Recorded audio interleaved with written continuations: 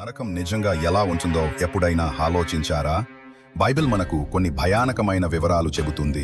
అవి మిమ్మల్ని ఆశ్చర్యానికి గురి చేయవచ్చు. ఇక్కడ నరకం గురించి 5 నిజాలు ఉన్నాయి. 1. నరకం శాశ్వత శిక్షా స్థలం. మత్తయి సువార్త 25:46లో యేసు నరకాన్ని శాశ్వత శిక్షగా వర్ణించాడు. ఇది తాత్కాలికమైన శిక్ష కాదు, దేవుని సన్నిధి నుండి పూర్తిగా వేరుపడి ఉండే నిత్య బాధ. 2. నరకం మొదట పతనమైన దేవదూతల కోసమే సృష్టించబడింది.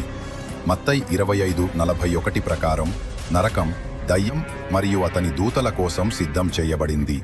ఇది మనుషుల కోసం సృష్టించబడలేదు, కానీ సైతానుని అనుసరించిన వారు అతనితో కలిసి అదే గమ్యాన్ని పొందుతారు. 3. అక్కడి నుండి తప్పించుకునే మార్గం లేదు. లూకా సువార్త 16:26లో నరకంలో బాధపడుతున్న ధనవంతుడు కాస్త ఉపశమనం కోసం వేడుకున్నప్పుడు అబ్రహాము అతనికి చెప్పాడు, మన మధ్య ఒక పెద్ద లోయ ఉంది, ఎవరూ ఇక్కడి నుండి అక్కడికి లేదా అక్కడి నుండి ఇక్కడికి రాలేరు. 4. అది అగ్ని మరియు చీకటితో నిండిన స్థలం. యూదా 1:13లో దానిని మరపురాని చిమ్మ చీకటిగా మరియు మత్తయి 13:42లో యేసు దానిని అగ్నికుండగా పేర్కొన్నాడు. ఊహించండి, మీరు అగ్నిజ్వాలలతో మంటలలో ఉండి అదే సమయంలో ఘోరమైన చీకటిలో, ఒంటరితనంలో, బాధలో చిక్కుకుపోతే ఎలా ఉంటుందో.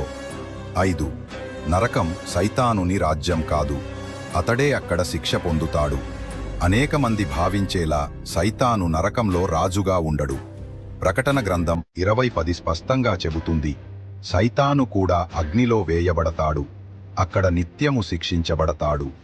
నరకం అతనికి ఓటమి స్థలం, అధికార స్థానం కాదు. నరకం నిజమే, భయానకమైనది, కానీ సువార్తలో ఒక శుభవార్త ఉంది. యేసు తన శిలువ త్యాగం ద్వారా మనకు తప్పించుకునే మార్గాన్ని ఇచ్చాడు. నీవు నిత్య జీవాన్ని ఎంచుకోవడానికి సిద్ధంగా ఉన్నావా? యేసు ద్వారా రక్షణ శక్తిని నమ్మితే ఈ సత్యాన్ని ఇతరులకు తెలియజేయండి. నరకం నిజం, యేసు రక్షణ కూడా అంతే నిజం.